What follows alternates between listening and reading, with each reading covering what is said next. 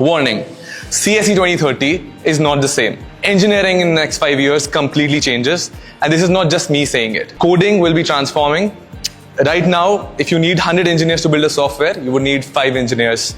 But those people will get jobs who are good at it, who know how to do engineering, who are the solution founders, who are the geniuses, and who have played with their minds in the next 4 years, who've already become the senior that they need to in the next 4 years of their life. So choose wisely. If you're going to a B.Tech degree right now, you have to be very wise in how you choose this.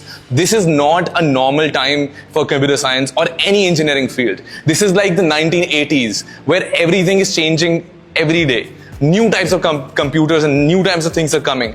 Just like that, the fields are completely changing now. And if you want to be hired in the next 5 years, you got to join a university, an institution like AESTR. And we've created this new course just for those who are ambitious, who want to be the leaders of engineering field in the next 5 years. And here's my take on why you should join AESTR for your BTech and my 7 points. Point number 1. CSE 2030, a curriculum for those who want to be hired in the next 5 years. We've created this course with the help of engineers like me and my colleagues who work in AI every day and who know how the field is changing and who will be the ones hiring you in the next 5 years.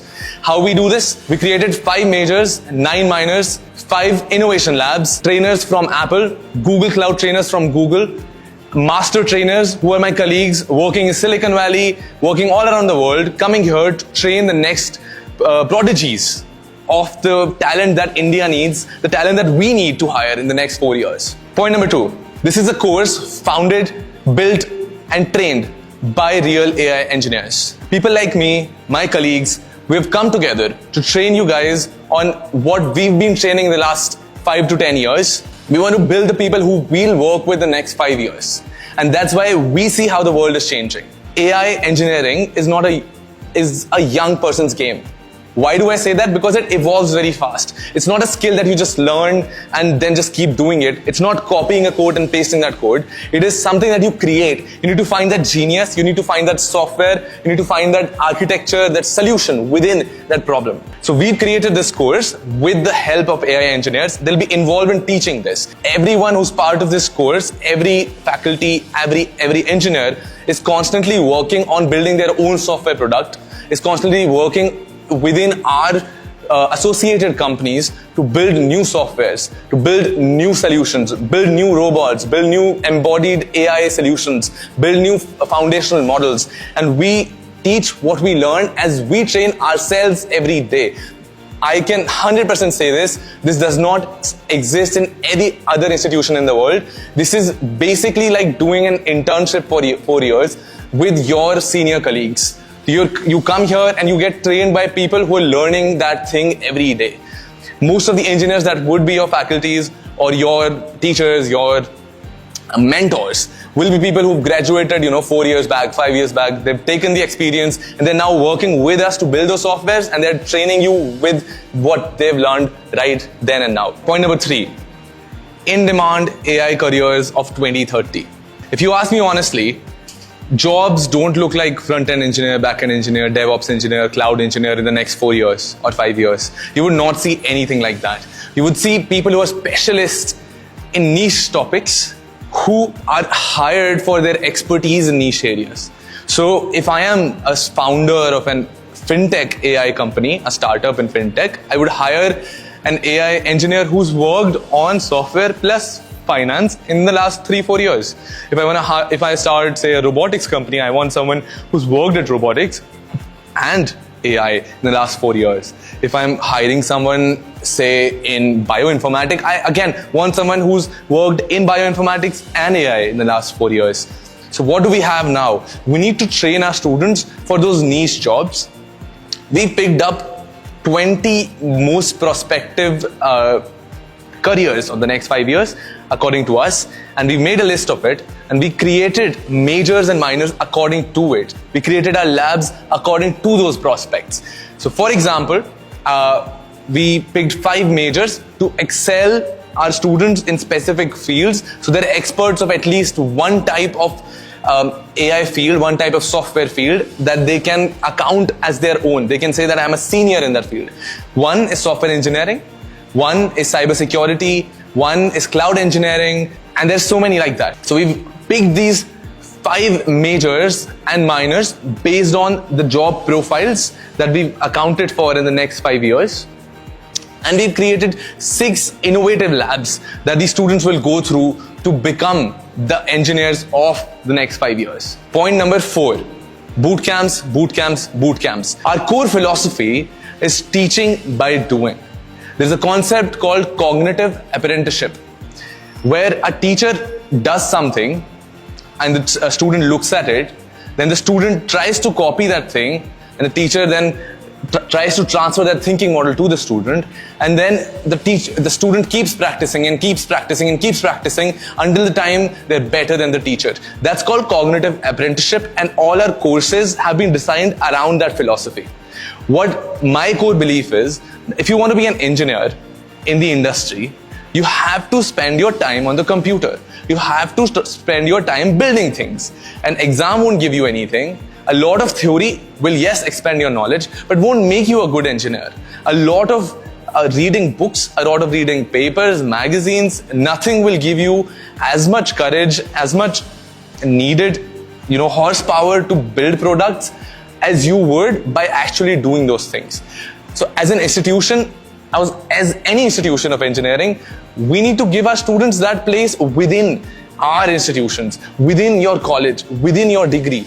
And a college, a university, an institution has to give you the space to build things. And that's what we're trying to create. A boot camp is a space where we tell our students to work from 9 to 5 for a month, just trying to build a software, and we grade them on that.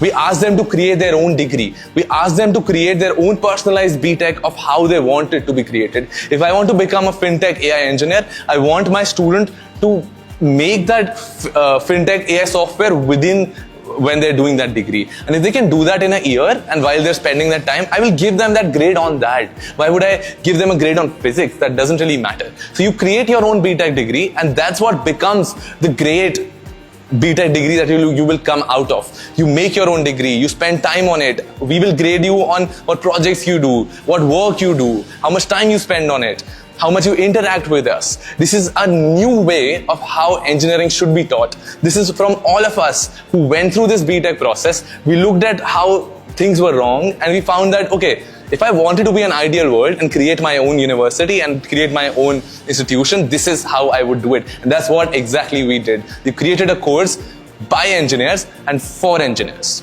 Point number 5, innovation labs of 2030. We've created labs that do not exist anywhere on this planet in an engineering undergraduate college.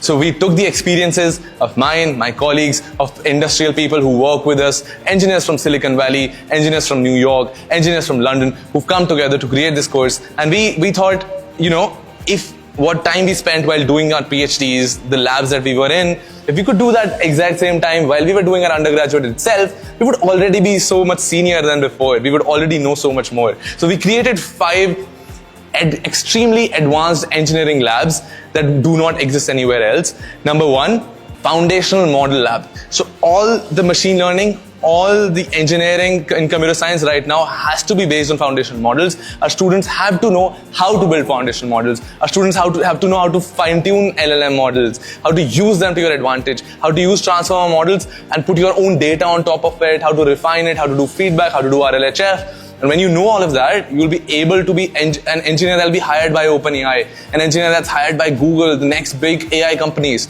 Second, embodied brain lab. Embodied AI is a concept surrounding engineering every day today. You build robots, you build self-driving cars, you build exoskeletons, you build your robot dogs. Everything is done in embodied brain lab, and we use our patented brain technology where we are combining multi-agentic systems. It's a very advanced technology. Very few people in the world and companies in the world know this. This is built in-house by our own engineers, and we're building softwares on top of it. We're building companies on top of this technology, and we'll be teaching our students this while they're here. So you're getting the top 1% knowledge right here within India, within AESTR by Gyanvihar, the knowledge that engineers in Silicon Valley are using today to build applications in Y Combinator. So embodied brain lab. Third, soft brain lab. The same type of technologies used to build the robots, will be used to build the futuristic software robot experiences. If you're building a hospital app, you create this ecosystem where I as a customer is attended by an AI robot on a screen, a reception that takes me through this process. Then I meet this doctor, they follow up, they ask me how I am, they follow me, and that's kind of service that only AI can provide. Those are the kind of apps of tomorrow, and that will be built by tomorrow.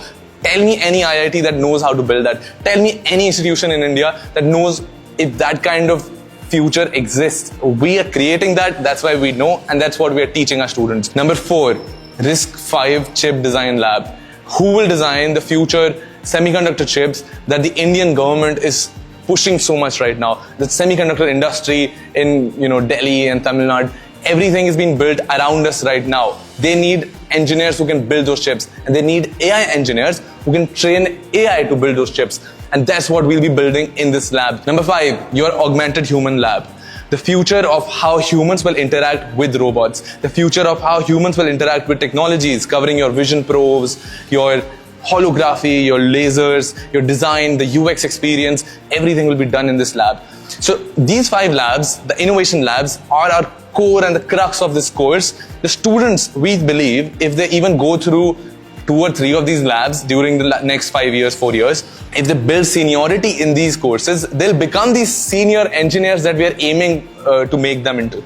They'll become the engineers that would be the top of the game, the top of the chart, the geniuses that will be hired by the best companies in the world in the next 4 years. Point number 6, AESTR Quality Assurance Outcome. The pathways that we've created out of AESTR are quite straightforward. We're very stringent on what we want out of our students. We want to have that all our students have a positive outcome, because we need to maintain the quality of AESTR by Gyan Bihar. So we give our students 4 of these options.